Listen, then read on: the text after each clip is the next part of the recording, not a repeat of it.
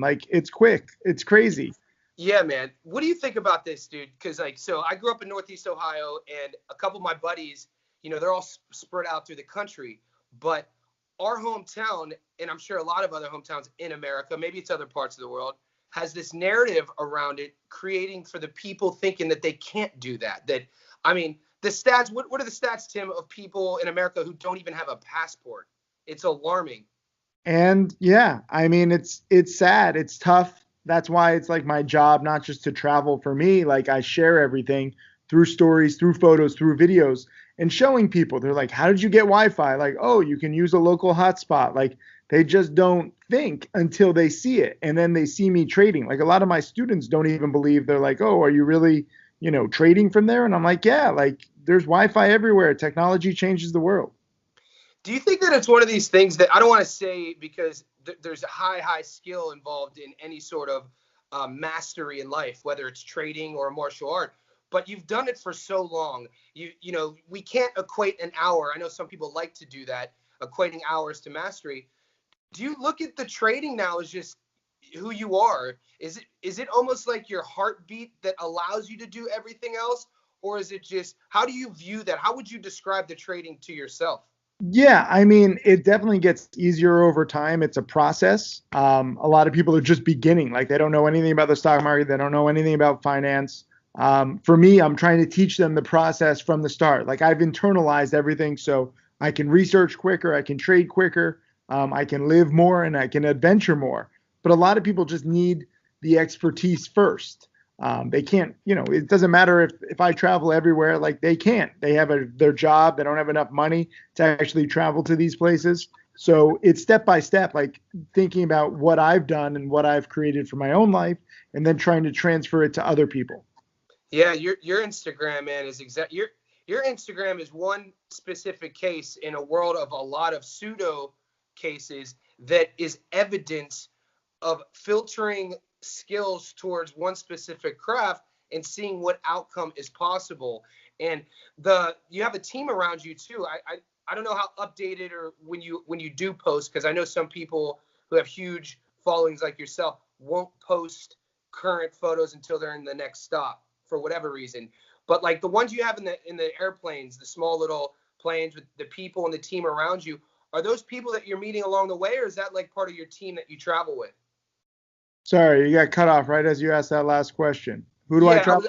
I was referencing the team you have around you. There's certain posts that you have on Instagram, with the airplane. Are these people that you keep around you all the time, or are they meeting you when you get to these certain destinations? I mean, it varies. Like, I have friends, I have family, I have coworkers. I got the KarmaGawa charity. That's what this hat is. So it just depends. Some people, it's kind of cool to travel everywhere because now I have like local friends all over the place. I have students all over the place. Literally, I was just filming here yesterday while I was filming like a little inspirational video. This guy like came up in the middle of the video and he's like, I'm a fan. So I had him in the video. I don't know. I think that you just need to be open-minded and just go with it. Like, I love meeting people everywhere, but yeah, I don't really post in real time anymore. That is one of the downsides. I have a few crazy followers, and you do have to be a little careful. I used to share a lot more in real time, and I think that there's a risk of oversharing. Yeah. I tried to, share a lot. Sometimes like there's real time events, but it just doesn't matter. Like, the beautiful thing about visiting over 100 countries and trading, thousands of stocks and having thousands of students everywhere, like, no one trade matters. No one place matters. So whether I'm in Singapore or Thailand, we just opened a new school in Thailand last week. Next week, we have 4 new schools with my charity opening in Bali. So it all blends, but it's a question of like, what can you do? What can you accomplish over time? Because everyone has their own, personal process that they're trying to, optimize over time. But then it's like, what can you build over time? Like, if you take it day by day, if you take it stock trade by stock trade, if you take it student by student and location by location, you come up with like this pretty amazing thing over a few months, over a few years. And that's what's most fascinating for me, because then you have like network effects. And once you hit critical mass on social media, like a whole bunch of new stuff is possible. Yeah, I could just tell, man, and I don't. This is meant to be strictly a compliment, but your narrative of now, it's so much more of a, I don't want, dare I say, personal development, but almost like an awakening for people's consciousness to understand that if you want something, you could work for it and you could have it.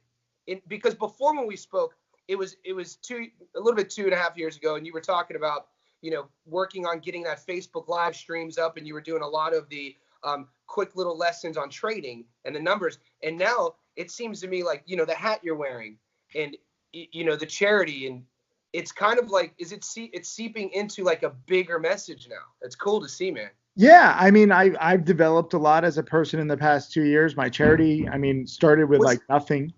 Is this the same one from? Did you have was it pencils or a pen? So Pencils of Promise. So it's the Timothy Sykes Foundation, but we donate to other charities. We recently renamed it to KarmaGawa because it's a community and it's blown up. We went down to South Africa to film with the rhinos and to teach people how urgent of a problem it is. That video has 30 million views. It went totally viral. Pencils of Promise is a charity which we've donated $2 million plus two to build schools. So we built 24 schools with them. We now have, we're over 50 schools worldwide. So we have a bunch of different projects, and sharing on social media, I think it should be about personal development. I don't think that you should just have one formula, one like, okay, this is my photo, this is my video. Like, you need to develop. And the cool thing is that, like, it's not just me developing, it's my audience developing. So we've built, 51 schools. In the next month, they're going to be all completed. But my followers and students have also built 14 schools just because they saw me sharing. They've donated to Pencils of Promise, Bali Children's Project, Cambodian Village Fund. So it's cool where we can all interact. This is the beautiful thing about social media. It's not just like watching a movie or a TV show where, there's a script, there's actors, like you already know the ending. This is ever developing, and you can actually interact with the storyline and change the storyline. It's like that one, Netflix came out with like a new movie where you can like choose based on two different options, and that was fucking weird. I don't know. I didn't like that. But this is, real life, and social media mixed with reality has all kinds of implications, good and bad. Yeah. When did you start noticing that your following started blending into different sort of end zones, kind of different categories? At one time, it was strictly the people who wanted to know, how does this kid turn X amount of money into millions? And over time, some people could have just got kind of complacent with that, and just that would have been the shtick the whole time. But now with you, it's evolving, like you said, into the charities you've always been doing, but people pitching in, and the reef you're going to be up in Cairns, the Great Barrier Reef in Australia.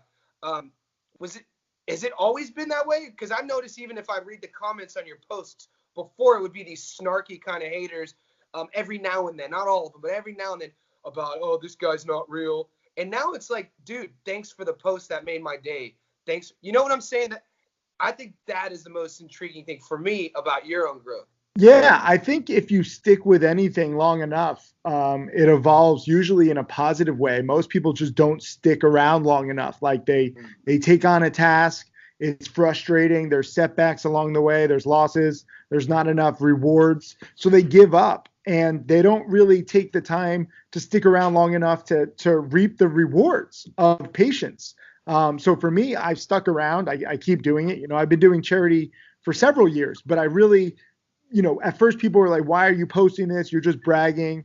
And for me, it's like, no, I'm giving these charities exposure. Yeah, I'm bragging, whatever, but I want you guys to see what I'm doing. I'm proud of it. Like, I know too many people who do charity and they do it anonymously, and it's like,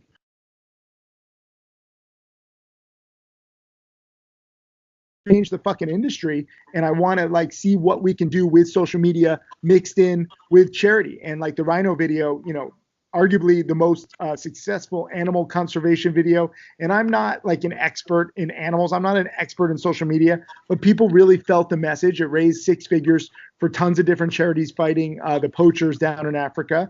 And it was just a great reminder that, like, social media can be weaponized for good. Obviously, like there's a lot of bad stuff on social media, but if you really get everyone feeling something, like it's kind of cool. Like we're at this really tough point in history where, the coral reef is disappearing, animals are disappearing, pollution, it's all catching up to us. But at the same time, we have this new tool that can really just get everyone organized in record time. If you remember Kony 2012, to take down the African warlord Joseph Kony, who enslaved children and made them soldiers, that was a huge hit back in 2012. They never found Kony. They still have yet to find him. The CEO of that charity freaked out, and that's what a lot of people remember. He was like on TMZ, like naked, beating the sidewalk because he had too much success, and they kind of had like a questionable business plan. But for us, I want to literally change the world. Like, question me, debate me,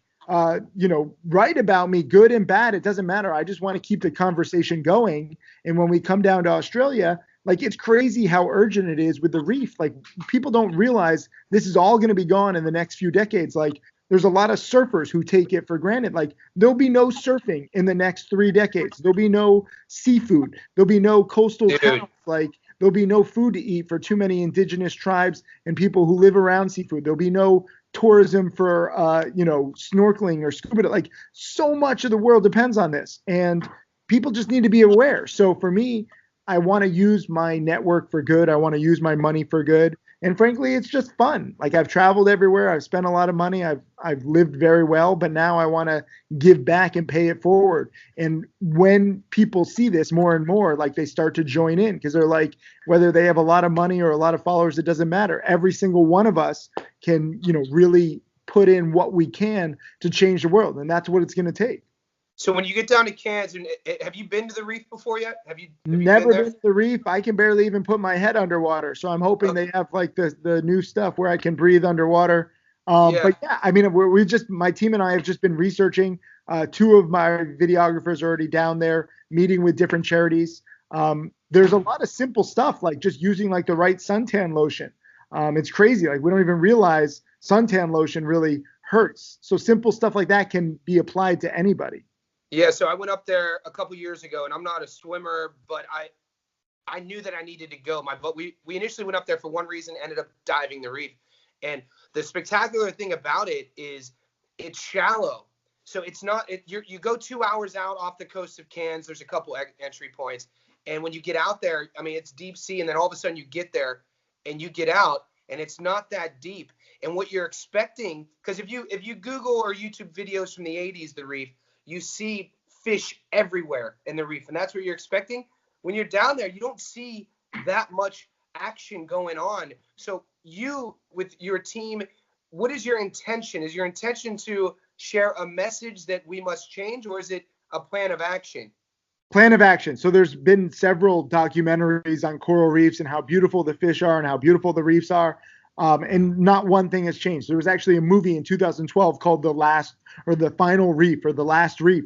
And that was, 6 years ago, before the biggest bleaching event in 2014, 2015. So no one's taking the warnings. Everyone knows there's fish. Everyone knows there's a problem. But what can we do actually to change right now? So that's why we're working with not just one charity, it's several charities. And we're going to have this video. I just bought savethereef.org, which was pretty crazy that was available. Good domain name, spend a little money domain name, but it's worth it. And for me, it's like, we need to create a specific plan of action. You can't just say the reef is beautiful, we need to use clean energy, we need to pollute less, global warming, because that's not applicable. So we're going to have like a whole 10-step process. The website's going to be built out, and we're going to really try to get a lot of people interested. With the Rhino video, not just the 30 million views, that's nice to get a lot of views and shares and likes, but we're getting the most heartfelt DMs. I mean, we got this one DM from this teacher, and she said 5 of my students who have never cared about the planet before just changed their subject for some class project to saving the rhinos down in Africa. Like, because of your video, it really hit them. So if we can change the youth and really influence them and help them understand how they can use social media. I mean, the youth is all on social media and they're not really using it correctly. They're playing games. They're using little filters. They're taking, like 5 billion selfies. What if we actually utilized all of our voices with this new channel, this new medium, to save different animals and different projects and, different things around the world. Like rhinos only have 5 years left. So for me, I want to build schools, but a lot of things have popped up in my research and in my travels that are more urgent. Yeah. So how far in depth did you get politically about what's happening with the rhinos, with the poaching? A buddy of mine is a bow hunter, and he's kind of enlightened me on the educate. He's a bow hunter, but he's also a conservationist. So he educates people on when places in Africa, how like online people will go crazy when you have the photo of like the giraffe or whatever, pick an animal, and these billionaires have hunted it. But the deeper picture with this is, maybe I'm wrong. He was telling me that actually brings money in when you're able to bring these people like Americans who have money, and it creates like little systems of the economy in these places in Africa that don't have money, and that would fend off the poaching. But since could you maybe insight me on that? Yeah, it's a complex issue. When we post pictures or videos of the animals, like everyone's just like, kill the poachers, they're all evil. And the poachers really aren't that evil. I mean, obviously, yes, like they're doing illegal things, but I'd make the example, like, what if you're in a small village where there's 1,000 people, they're all starving, your brother just died of starvation, your sister's dying of starvation, your 2 kids are dying of starvation, and then you have this one rhino outside your little village that's just munching on grass all day, and you know that it's like a sacred, endangered species, but you see everyone around you dying of starvation and poverty. Like, what do you do? And even the strongest person, like, is the whole village just going to go, die out because you want to save this one rhino? I'm not saying it's right to save a rhino or to kill a rhino, like it's totally wrong. But at the same time, I understand the plight of these poachers and the locals because they're just impoverished and they're just hungry. And what we need to do is really educate them. We need to bring in new revenue sources. And like you said, when billionaires come over, hunting is allowed. And hunting, frankly, there's a whole complexity with this. We're not going to discuss it here on this Skype interview. Like, we're not going to get into all the nuances and details, but you need tourism to make Africa survive. Maybe it's not hunting. Maybe it's ecotourism. Maybe billionaires can come and, save the rhinos, but you definitely need tourism. And with no animals, the problem is that there's going to be no tourism. So in a few years, if rhinos go extinct, elephants, giraffes, they're all on the endangered species now list. If they go extinct, Africa gets so much worse. There's more violence, more poverty, more terrorism. So you have to really think about all of the different things. So the rhino video was solid in terms of engagement and creating awareness, but the problem is not easily solvable. Even, saving the reef is not an easy problem, but we want to really just spread awareness, because once people learn about it, especially on the internet, like all sorts of different people have different solutions. We're going to actually do an expose on plastic coming up. And there's a young Dutch guy who's just in his mid-20s, and he's been working since a teenager. And he came up with this idea, which has now raised tens of millions of dollars to clean up the plastic. The vacuum thing? Yeah, exactly. He's working with the Maldives, I think. There's so many different projects. Yeah. But first, you have to hear about it. Then you come up with inventive ideas. And young people are the future. Like some 60, 70-year-old might come up with an idea, but frankly, that doesn't happen that much because they have their way of thinking. Like, you need teenagers and young people to really be like, wow, here's a problem. Let me look at something new and exciting to try to solve it. Because if we don't get the youth involved, like, you might as well just give up, because it's their planet in the future. Yeah, Tim, with the animals in Africa, the rhinos, it's pretty clear the plan of action. It's not simple, but it's clear. Stop poaching. We need to create systems that protect them. We need them to breed so they don't become extinct. With the reef, kind of share what's causing the reef to atrophy. What is causing the reef to just totally dissipate? Yeah. So understand, I'm not an expert yet. We just started researching. We're talking with the charities. Like, part of the reason why I'm going down to Australia is to learn more about specific things that we can do to help. But I know that it's, a lot of global warming, using clean energy, but even like things like, using the right fertilizer, using the right suntan lotion, things like that, not buying, coral jewelry, and really understanding that you have to be supportive of the coral. We need to be understanding that it's like, wow, this stuff is going to disappear. If it disappears, we're going to have major problems. So for me, it's just creating awareness at first. And I'm learning. Like in the next 2 months, I'll have a much more academic and detailed answer. But I'm learning too. Like I'm not an expert in any of this stuff. I'm still trading. I'm still teaching, even as I'm doing all of this. That's wild, man. Do you, with your experiences so far, is it hard not to get kind of disenfranchised a bit when we're looking at so many things? I mean, for instance, what's going on like in Africa, the reef, you could look at the Amazon, we're just destroying that as well, cutting all the trees down. And that's all actions of humans. Like collectively, we're choosing to do these things. And it's almost like we are and I'm not a nihilist, by the way. We're the enemy. No, I see where you're going. I mean, yeah, like you want to take like a sci-fi movie and like the robots try to kill all the humans because they come to the conclusion that humans are bad for the planet. I've seen too many movies like that. Right. Humans aren't bad. They just need to be educated.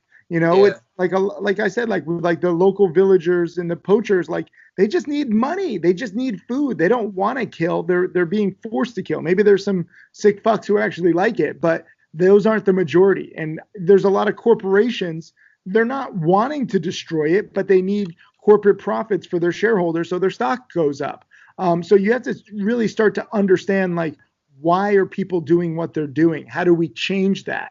Where, let's say a corporate brand really does bad stuff for the environment with the reef or the rainforest or killing animals. You have to start to say, wait a minute, consumers as a whole have a vote. If the consumers start to protest a brand because of their actions, the corporation's actions will change. So consumers just need to know protest works, like resistance actually works over time. But first, consumers must be made aware. There's certain brands that, are very healthy for the environment and some brands that just don't care and they just prioritize corporate profits. So I think that consumers need to be made aware of this stuff. And then, governments and corporations need to kind of be, forced to change their bad ways. Yeah, so we have the lack of education in I'm a strength and conditioning coach as well. And so like whatever you're into, lack of education. I see that. What do you have, like 2% body fat? What the fuck? You're making dude, man, I'm wearing a hoodie. I'm wearing a dark hoodie to hide what I ate last night. I had Wagyu beef. I had a fucking chocolate souffle. I had champagne.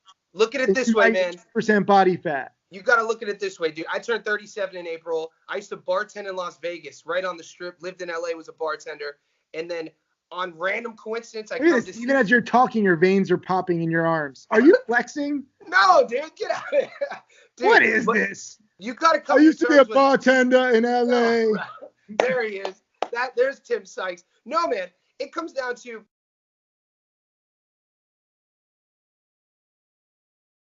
things that we put into our bodies, man. It's so many of us live uncomfortable the whole life. We don't know what it's like to feel good. And I always talk about it, man. Just try to eat foods that don't have wrappers for 1 week and watch your consciousness change about food. Like I always say, how many steps did the food take to get to your plate? If it's fish, 1 step. If it's a pot pie, 1,000 steps. So it's a good way to oversimplify nutrition. The lack of education thing, though, and I want to segue to you were talking on Tom's show, Bill, about you guys were transitioning into lottery winners. And psychology is something that a lot of the books I read are like, Gladwell's one of my favorites. But we don't want to work for anything. We're impulsive. We want to get lucky. And I'm under the impression there is no luck. And you were talking about the person who wins the lottery, and I had to Google it, but the stats are alarming of either people who have been killed, missing, suicide. And how can we relate that to that sort of collective mindset of not wanting to work for something to kind of common issues that are facing society right now? Yeah, I mean, it's crazy how a lot of people think winning the lotto is going to solve their problems. If you look at the stats, it actually creates a lot more problems. People want to buy their way to happiness. I think that you have to earn it. People want to buy their way to a good environment. You have to earn it. There's a lot of people who want to save the rhinos and they're just trying to buy it. And you can't do that. I think the cool thing with social media that's really being underutilized, like, okay, I've donated a few $1 million to charity. That's cool, but I'm not a billionaire. I'm not rich enough to change all the world's problems. I don't think any billionaire is. But we collectively, as a human race, as the youth, as social media, I think we can really utilize this tool, not just for entertainment, but to really change a lot of people's actions. Like, okay, you're changing the way that your, clients are eating and thinking about food, and they're getting healthier. And, you're doing that through showing off like your own, your own performance, your own experience, and maybe some of your other customers, and through social media like that way. And then we have to do the same thing. So this is why I have to go down to Australia. I can't just do a reef documentary, taking stock footage. I have to be on the ground. I got to talk with the different charities, talk with the different people who it directly affects. I mean, a third of the reef disappeared in just a year. Like that's crazy. Wow. This stuff hasn't happened in tens of thousands or even hundreds of thousands of years. So you really need to dig down, understand the problem as a whole. Nothing is as simple as you want it to be. The lotto, a lot of people like it because it's like, oh, just buy the ticket. It's simple. Then you're rich. And it just doesn't work that way. Maybe, okay, you win the lotto and you're 1 in a million, but even when you're rich, that brings up all sorts of new problems. There's no shortcuts, and people want shortcuts, but I think they need to really be forced to take the long, detailed approach to education. Tim, where can we find more information on your charity and people listening to this who want to, pitch in? Yeah, so you can go to timothysykes.com, or the charity has its own website now, KarmaGawa.com, or KarmaGawa on Instagram. How do you spell it? KarmaGawa. Karma, good karma, and Gawa in the Tagalog language of the Philippines, where my partner is from, means to do or to make. So we're basically making good karma. All the charity apparel goes to the charities. We donate 80%. The other 20% basically goes to making more merchandise. And then I also donate a few $1 million of my own money. But more important than just the money, it's the exposure and the education and sharing it with your own followers. So we're trying to create kind of like a whole little viral loop of, good information, good education that can change the world when enough people, share it and actually listen.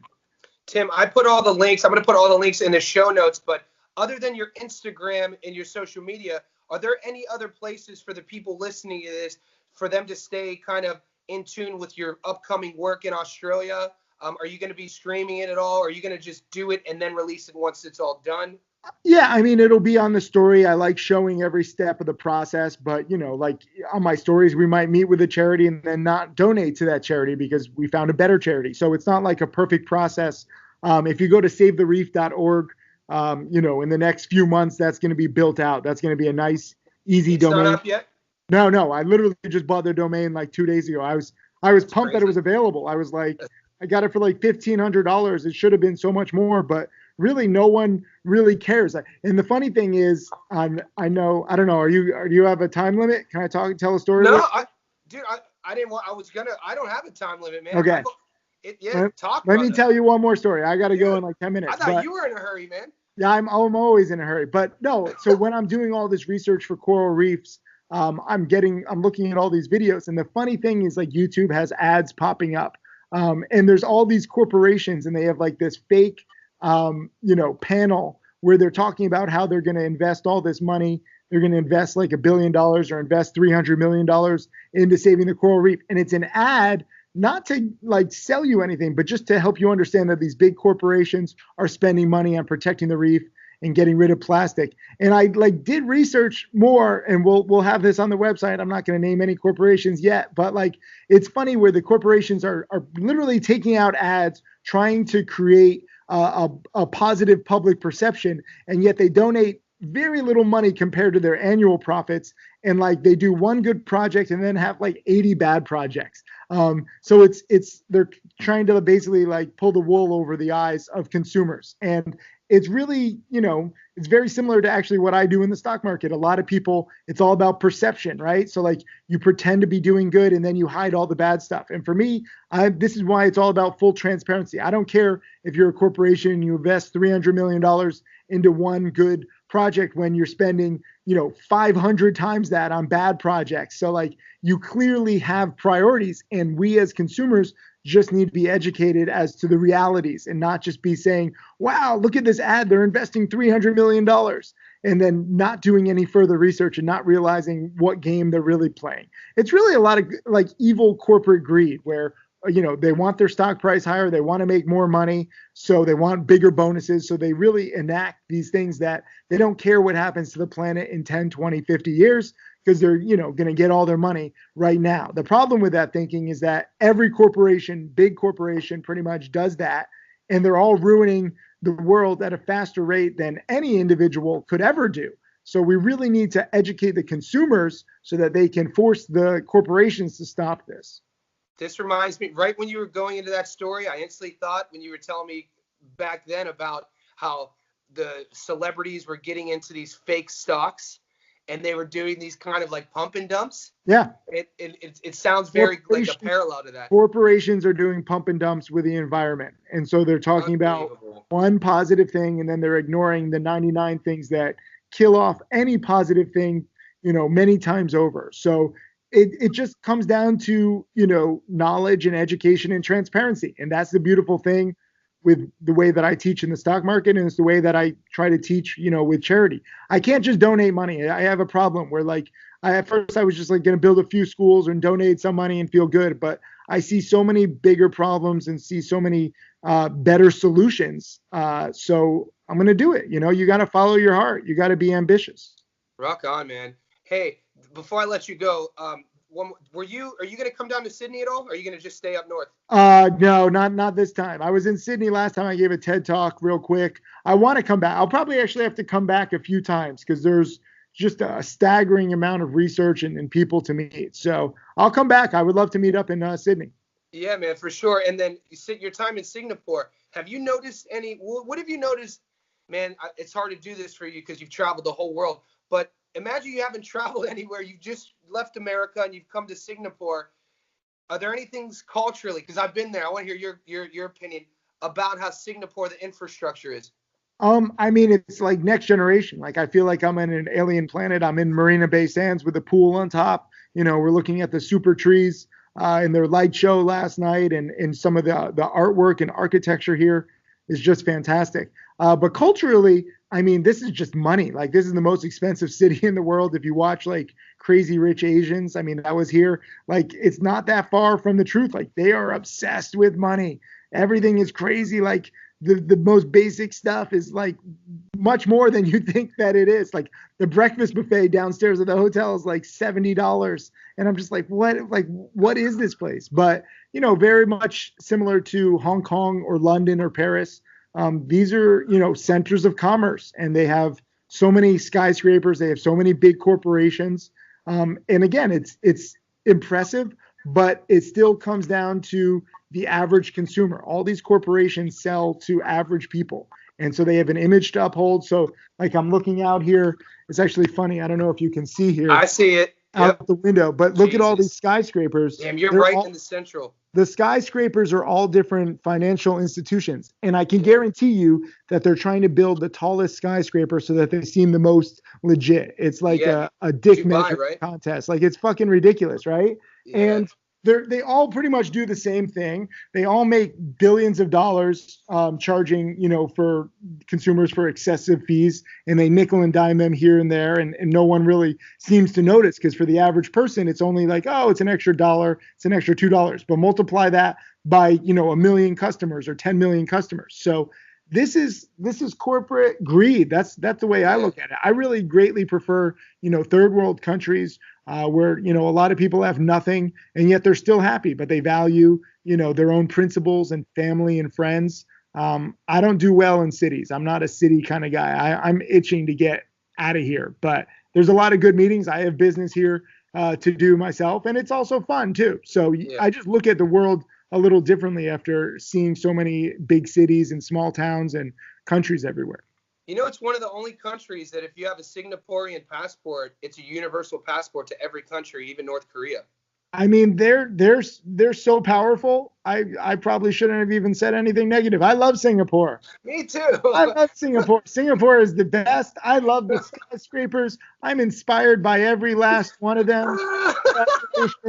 HSBC and Citibank and all these things. You guys did great. All right, Tim, before I let you go, man, I got to be a little selfish. You know, I got a couple seconds left with you. You're a successful dude. So I wrote a book last year. It's in the publishing stages out of New York City. Congrats. And I thank you. It's basically just stories of this, my why I wanted to talk, what I learned, and how the reader could use applicably. But from a marketing perspective, now I'm just a one-man show, man. I do everything on my own. Just like you, if we're even off air, what sort of advice would you give me once it comes out in terms of like, you know, getting the word out there of the book to more people? Yeah. I mean, build a team. Like I was a one man shop for a while. You know, my mom and I sent out our first book, and I wrote like 500 letters to industry leaders, like handwritten letters, because I read that in some book, and I got like 0 quotes, and it was a total waste of time.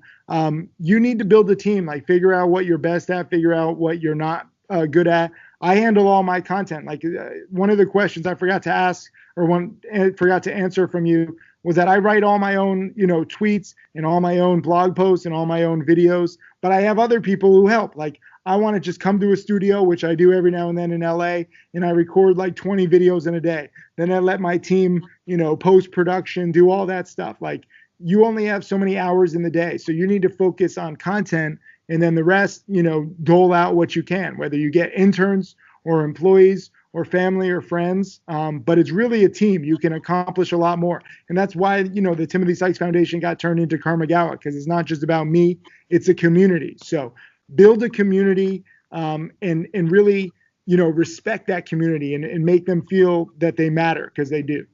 Thanks, brother, man. I really appreciate you, man. I'm excited to see what you have in your future, because you're doing big things. And I want to say thanks for sharing space with me, brother. No, much appreciated. Thanks for having me on, and I'll catch up with you in Sydney sometime. We're All right, man. gonna I'll take you up on that. together. It applies to all Australians. Thank you, bro. You be good, all right? Thank you very much. Have a good one. Thanks, man.